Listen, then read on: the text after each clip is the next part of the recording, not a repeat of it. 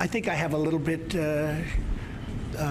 different attitude on North Korea than other people might have. And I listen to everybody, but ultimately, my attitude is the one that matters, isn't it? That's the way it works. That's the way the system is. But I think I might have a somewhat different attitude and a different way than other people. I think perhaps I feel stronger and tougher on that subject than other people, but I listen to everybody. Joining us now, member of both the Foreign Relations and Judiciary Committees, Democratic Senator Chris Coons. We are all very concerned. Why don't we talk about, the President talked about his feelings. Why don't you talk about your feelings on North Korea and the fact that we have a president that the chairman of the Foreign Relations Committee says may be leading us to World War III? Well, this is a very concerning time.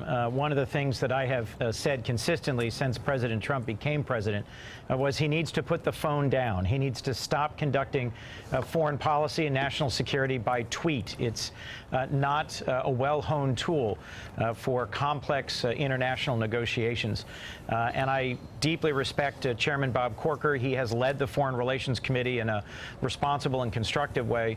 And I know many of my colleagues, both Democrat and Republican, share concerns that this is a moment when we need to be letting our diplomats focus on marshaling the world to confront North Korea, engaging China successfully, and these sort of casual throwaway lines by the president, which strike me as more reality TV star than world leader, are destabilizing at a time when we need his focused leadership.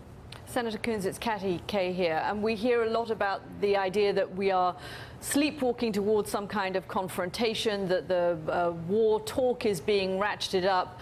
But what are you seeing specifically to make you think that this is more than just talk or Twitter or rhetoric? Is there anything that you see on the military side with North Korea that is happening now that would make you particularly concerned that we are actually getting closer to some kind of military conflict? Anything concrete? Well, Katty, that's what makes it possible for me to sleep at night, is that I don't see us taking military steps to prepare for a major confrontation with North Korea.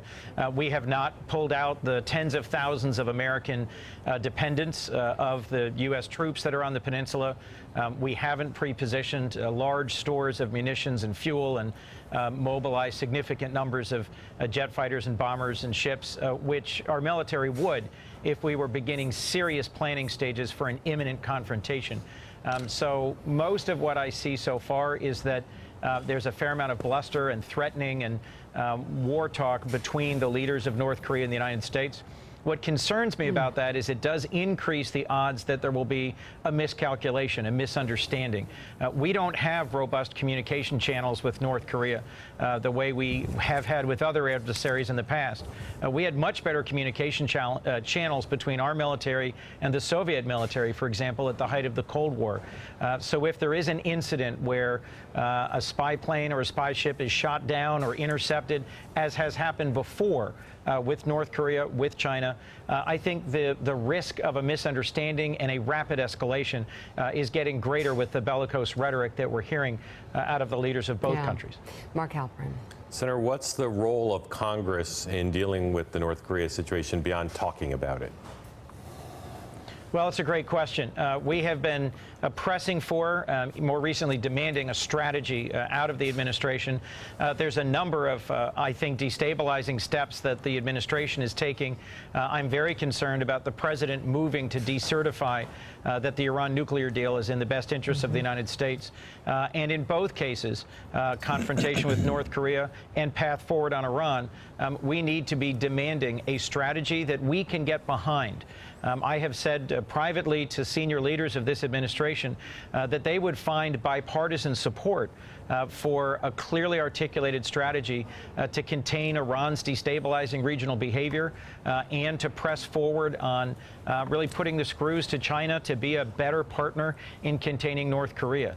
The administration was making great progress at the Security Council and in getting dozens of our allies to expel North Korean diplomats and to shut down North Korea's opportunities for earning income through foreign workers and through exports. We need to focus on that, and the president is distracted distracting our top diplomats and Congress from focusing on that strategy. Senator Coons, it's Willie Geist. Good to see you. I want to ask you on a different topic about the president's tweet about the news media, specifically NBC News yesterday. He talked about perhaps revoking the licenses of media outlets with which he disagrees, or the ones that he thinks are confrontational and hostile toward him, in his opinion. Obviously, that's not something that can be done readily by a president, thanks to the Constitution. How do you read that statement? Do you view that as a threat to the First Amendment, or do you view that as the president just popping off on Twitter? Well, it's both. The president is popping off on Twitter in a way that is normalizing unconstitutional statements.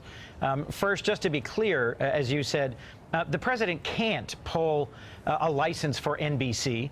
The Federal Communications Commission, which is an independent agency, licenses individual stations, not whole networks. And so there's no risk that the president is about to pull the license of networks with which he disagrees. But the idea that the president would repeatedly engage in public statements that are just obviously undermining the First Amendment is an alarming development. And I agree with Senator Ben Sasse that we all have to stand up in common, those of us who are elected, those of us who are in the media, those of us who care about our constitutional values and civil society, and push back on this. This is not normal behavior, and it's not acceptable.